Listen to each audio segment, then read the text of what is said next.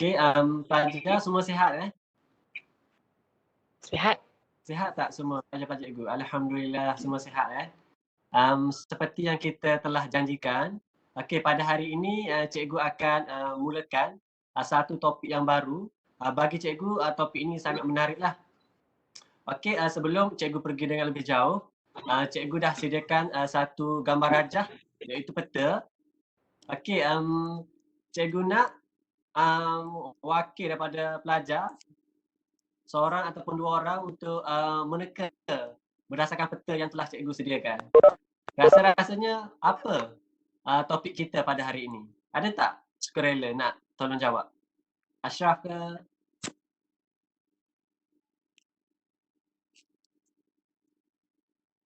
Negara-negara di Asia Tenggara, cikgu. Okey, terima kasih Afiq. Okey, ada lagi tak? Seorang lagi? Wakil perempuan ke? Ada tak? Jangan malu-malu.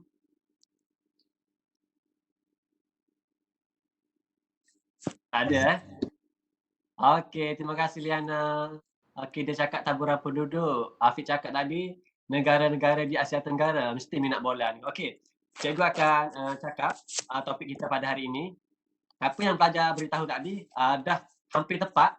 Okey, tapi cikgu akan menjelaskan topik kita pada hari ini ialah taburan penduduk di negara-negara Asia Tenggara. Okey. Seperti yang kita sedia maklum, okey, kita mempunyai beberapa buah negara yang dikatakan sebagai jiran lah kepada negara kita.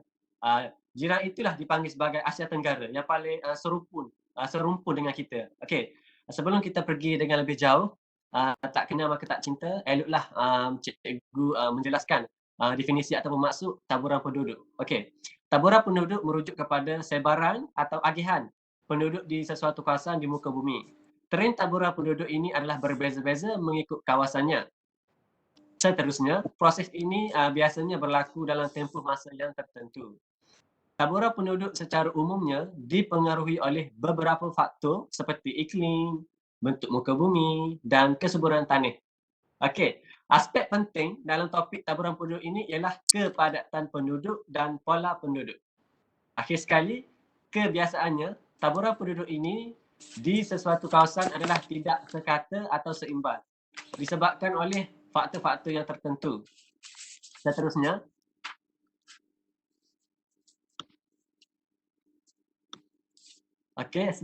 slide seterusnya. Okey, sebelum kita pergi ke subtopik yang seterusnya, eloklah cikgu memperkenalkan keseluruhan untuk negara-negara Asia Tenggara. Okey, negara kita sendiri Malaysia merupakan negara Asia Tenggara dan diikuti oleh Indonesia, Vietnam, Myanmar, Timor Leste, Singapura, Brunei, Filipina, Laos, Kemboja dan juga Thailand. Okey, ke-11 negara Asia Tenggara ini memainkan peranan penting kepada topik kita pada hari ini. Okey, seterusnya kita akan pergi ke subtopik yang seterusnya.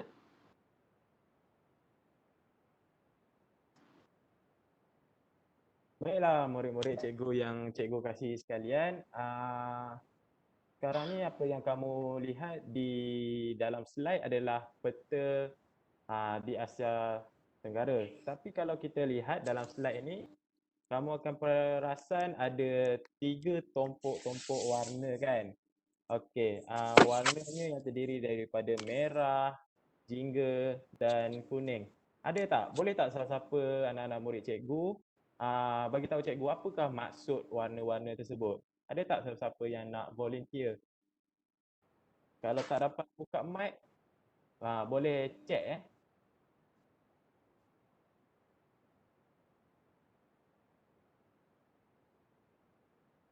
Apakah maksud warna tersebut?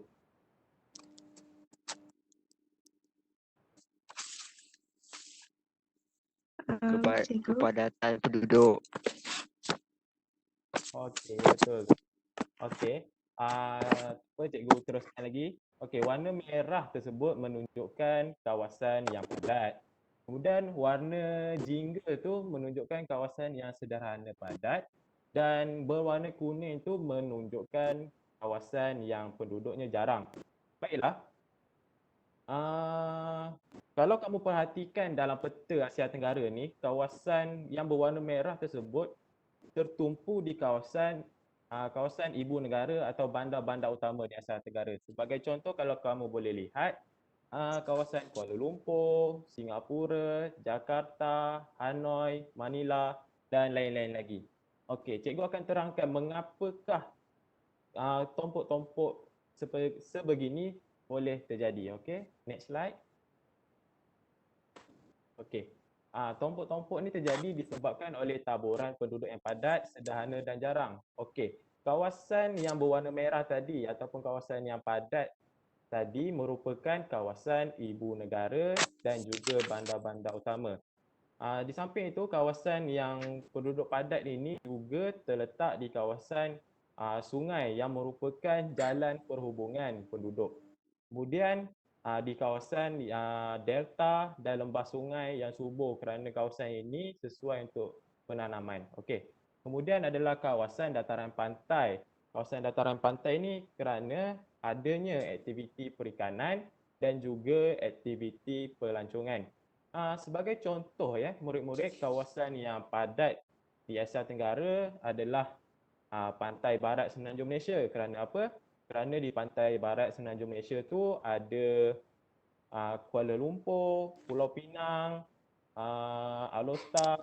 Kerana kawasan ini merupakan kawasan ibu negara, ibu negeri dan juga kawasan-kawasan perindustrian.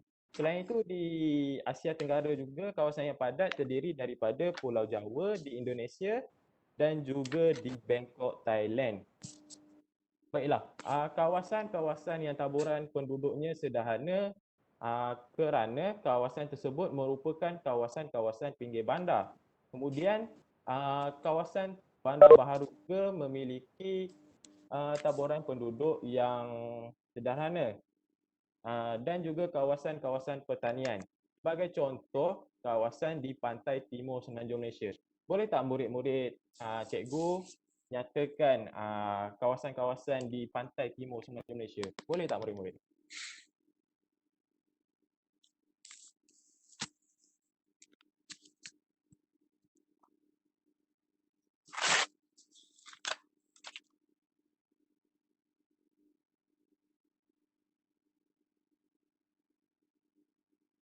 Ada siapa yang nak volunteer untuk nyatakan kawasan-kawasan di pantai timur Semenanjung Malaysia? Negeri-negeri. Saya cikgu. Okey. Pahang, Kelantan, Terengganu cikgu. Okey, betul. Dan siapa lagi yang bagi komen tu? Aiman Yazri. Okey, betul. Pahang, Kelantan dan Terengganu. Okey. Selain itu, di kawasan Asia Tenggara lain yang taburan penduduknya sederhana adalah seperti di Sumatera, Indonesia, Pantai Arakan, Yoma di Myanmar dan juga pinggir Sungai Mekong di Vietnam. Baik, kita pergi seterusnya kepada kawasan taburan penduduk yang jarang. Kawasan ini terdiri daripada kawasan pedalaman, kawasan pergunungan dan banjaran. Kemudian, kawasan ini juga terdiri daripada kawasan yang berpaya dan hutan yang tebal. Baiklah, sebagai contohnya adalah di kawasan Sabah dan Sarawak di Malaysia. Kemudian di kawasan Paya Sumatera Timur Indonesia dan juga kawasan Banjaran Annam di Vietnam. Okey, murid-murid dapat? Okey. Slide seterusnya.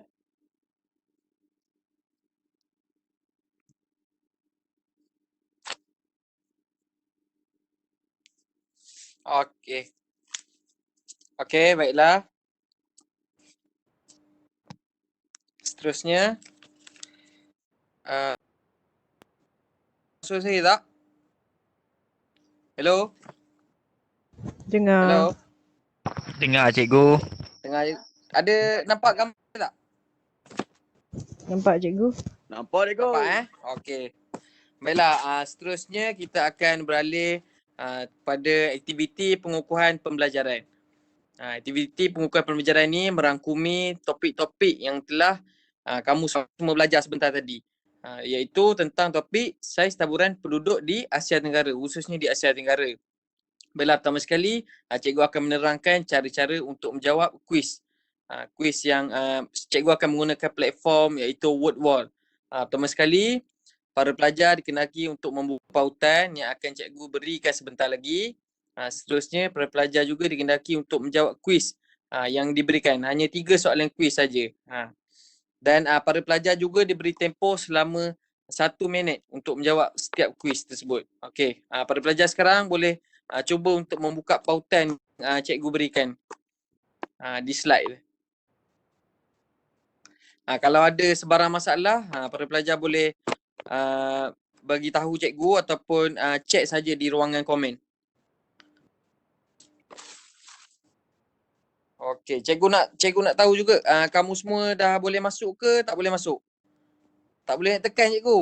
Syafiq tak boleh tekan lagi? Tu nampak kawan kita dah bagi link tu. Syafiq dekat ruangan komen. Cuba tekan ruangan komen.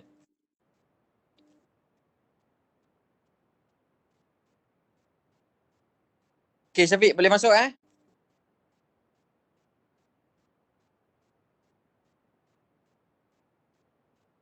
Okey. Semua cikgu anggap semua dah boleh masuk dah kan?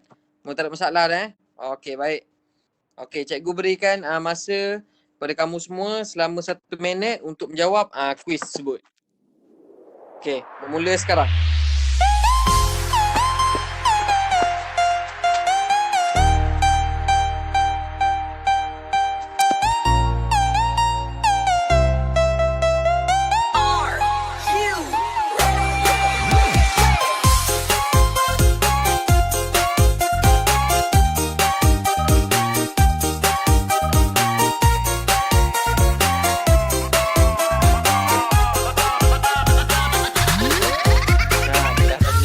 Betul.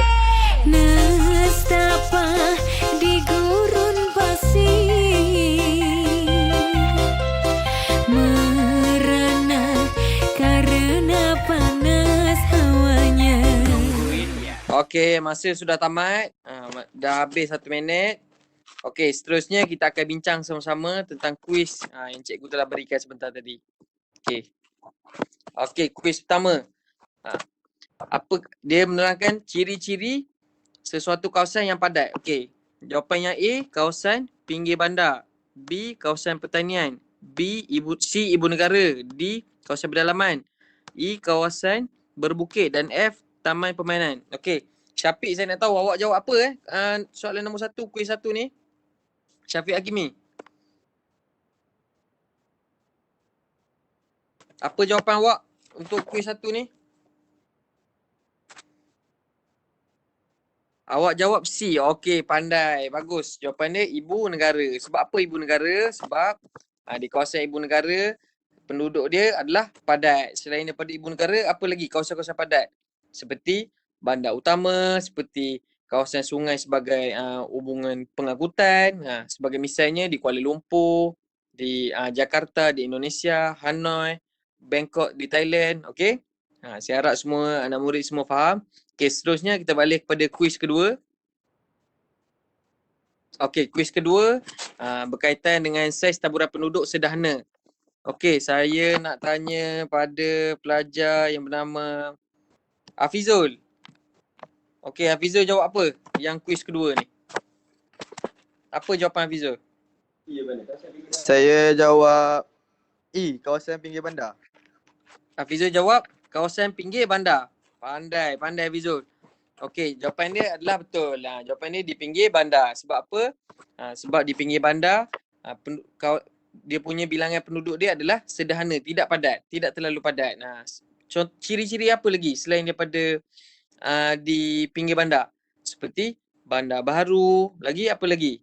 Seperti di kawasan pertanian. Okey, sebagai misalnya di pantai Semenanjung Timur, di Kuantan, di Terengganu. Di kawasan ni tidak padat tapi sederhana. Kawasan pekan-pekan, Syafiq. Betul, bagus. Kawasan pekan-pekan kan, di sebagai kawasan perkampungan. Jadi penduduk dia hanya sederhana saja. Okey, seterusnya kita balik kepada kuis ketiga. Kuis yang terakhir. Soalan yang terakhir. Okey, kuis ketiga cikgu nak tanya Ni soal tentang jarang. Saiz taburan penduduk jarang. Okey, cikgu nak tanya Danny Hakimi. Danny Hakimi jawab apa? Yang kuis ketiga ni. Saya jawab A cikgu. Awak jawab A. Jawab kawasan pandai Danny. Jawapan dia A, kawasan pegunungan. Sebab apa? Di kawasan pegunungan dia punya perhubungan dia terhad. Komunikasi dia pun terhad kan. Talian komunikasi dia terhad. Jadi jarang penduduk di situ, kurang penduduk. Jadi ia telah menunjukkan kita atau menggambar kepada kita penduduk di situ adalah jarang. Okey, baiklah seterusnya. Kita balik pada kesimpulan. Okey, baiklah. Dengar tak? Okey, jelas tak suara cikgu? Jelas. Jelas Jelas cikgu. cikgu. Okey. Cikgu nak memulakan untuk permainan yang seterusnya, iaitu permainan Wheel of Name ataupun dikenali sebagai roda nama. Jadi, pertama sekali cikgu mengukur penilaian macam mana tahap kefahaman murid tersebut. Jadi, kalau murid faham dengan tahu apa yang kita nak belajar hari ini, jadi murid boleh je menjawab soalan tersebut dengan sempurna. Okey, pertama sekali peraturannya, murid akan dipilih secara rawak dalam roda nama dan dikendaki menjawab soalan yang dibaca oleh guru. Kedua, nama murid yang terpilih dikendaki menjawab soalan berdasarkan kehendak soalan yang diberi. Dan yang ketiga, murid akan diberi masa untuk berfikir dan menjawab soalan yang telah dilontarkan. Jadi, adakah anda semua bersedia? Sedia cikgu. Okey, semua bersedia? Okey. Jadi, cikgu akan share screen kat sini. Okey. Okey, bersedia semua? Cikgu tekan Bismillahirrahmanirrahim. Okey, siapa pelajar yang bertuah hari ini?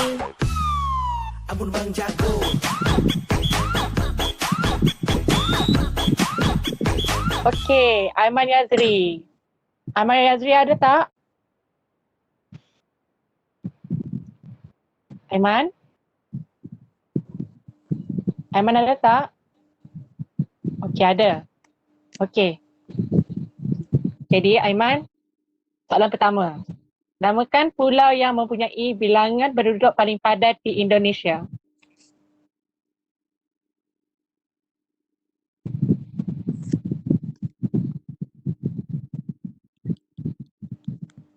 Aiman dapat menjawab? Okey, boleh fikir dulu. Okey, Pulau Jawa. Okey, betul. Jawapannya sangat baik. Jadi, Pulau Jawa ni merupakan pulau yang terdapat di Indonesia dan mempunyai penduduk yang sangat tinggi. Untuk pengetahuan anda pelajar semua, murid-murid, Pulau Jawa ni sangat terkenal dengan budayanya yang penuh dengan budaya etnik Jawa, Banten, Betawi dan Madura. Jadi, dekat kawasan Pulau Jawa ni, dia ada terbahagi kepada 4 provinsi. Ataupun dalam istilah negara kita, kita panggil negeri. Tapi negara diorang panggil provinsi.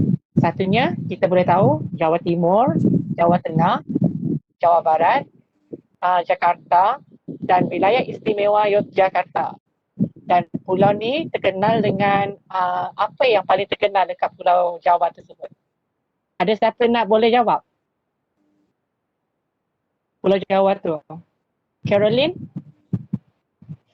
Caroline nak jawab?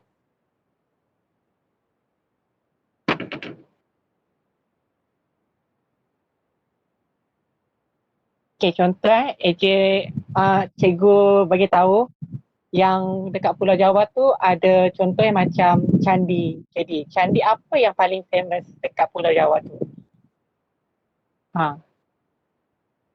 Sebut je yang dekat Indonesia. Tak apa. Siapa? Okey, Borobudur. Betul. Jadi, Pulau Jawa ni terkenal dengan budaya-budaya yang ada dekat budaya Hindu, budaya Buddha. Jadi Borobudur ni salah satu yang terkenal lah dekat Pulau Jawa. Okey, seterusnya cikgu nak pergi ke produk impian tadi. Nampak? Sorry bang jago. Okey, cikgu nak tengok siapa yang dapat jawab. Oh, Aiman lagi. Ampun bang jago. Sekejap. Kita main lagi Ampun bang jago. Aiman je yang dapat ni. Memang bertuah. Ampun bang jago. Okey, Ashraf. Ampun bang jago. Ashraf ada tak? Ashraf Azmi. Okey, soalan kedua. Nyatakan nama negara yang paling ramai penduduk di negara negara yang paling ramai penduduk dan negara yang paling kurang penduduk di Asia Tenggara. Sebut je. Kalau tak boleh, jawab dekat ruangan komen.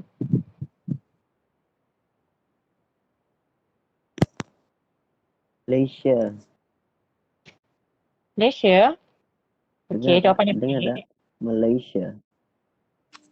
Oh, negara paling padat, paling ramai penduduk, Malaysia. Yakin? Ya, cikgu. Okey. Ya kot. Tak apa. Okey. Untuk negara yang paling ramai penduduk adalah negara Indonesia. Dia terletak kepada negara yang keempat paling padat di dunia. Maksudnya ramai penduduk dia sekarang. 300 juta penduduk dia. Maksudnya 100 kali ganda daripada penduduk Malaysia. Penduduk Malaysia 31 juta saja. Tapi di Pulau Jawa, di Indonesia ni, dia ada 300 juta penduduk dia. Populasi lah orang panggil. Kalau negara yang paling kurang penduduk, Okey cikgu. okey. Kalau untuk negara yang paling kurang penduduk, macam mana Ashraf?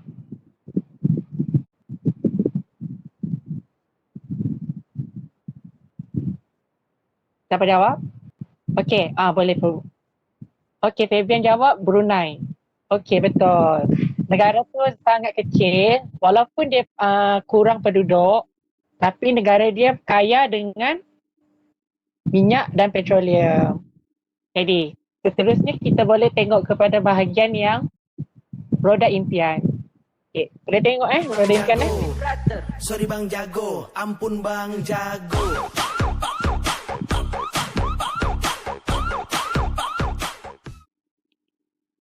Okey, Hafizuddin Zulkarnain. Okey, kita boleh tengok dekat soalan nombor 3. Namakan bandar-bandar utama di Asia Tenggara berserta lokasinya. Boleh Hafizuddin? Sebut je nama bandar utama tu. Tak apa, fikir dulu. Cikgu bagi hint kalau dekat Indonesia, ibu kota dia apa? Huruf J.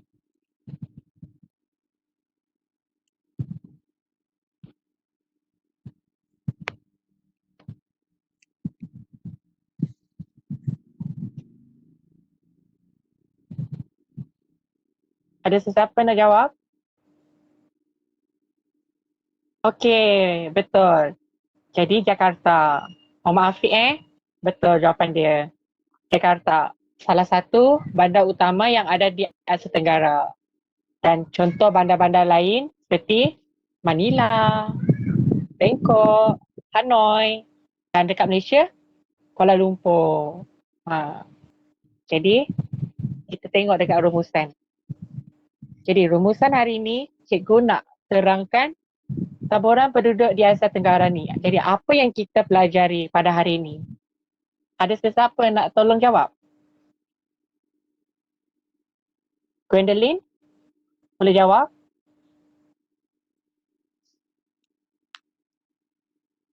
Boleh open mic? Okey, Fabian. Kita belajar tentang taburan penduduk dan faktor-faktornya. Okey. Jadi kita belajar apa yang Febri cakap tadi tentang taburan penduduk yang padat, sederhana dan jarang serta ada faktor-faktornya. Contoh faktor-faktor yang kita boleh tahu apa adalah faktor ekonomi dia ataupun faktor-faktor geografi dia yang terkenal dengan kawasan-kawasan yang banyaklah contohnya macam kawasan di pinggir sungai dan tanah yang subur. Dan itu adalah salah satu faktor yang terkenal dan menyebabkan kawasan itu menjadi tumpuan penduduk.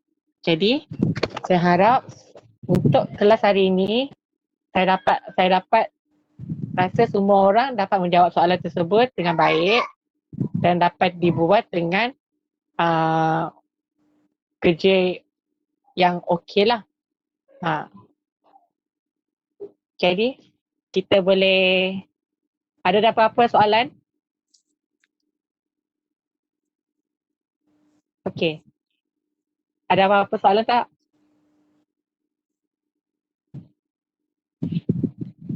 Tak ada soalan? Okey, kalau tak ada soalan, okey. Tak ada soalan dari Vivian Okey, kalau tak ada soalan, cikgu akan habiskan masa ni untuk kita tutuplah.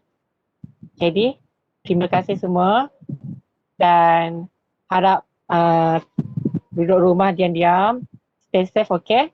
Jangan duduk pergi merayau-rayau. Okey. Okey, sama-sama.